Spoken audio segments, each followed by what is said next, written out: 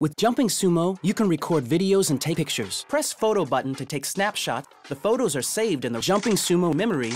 To recover your photos, go to the Context menu and press Internal Memory. Photos can be stored by default in the Jumping Sumo memory.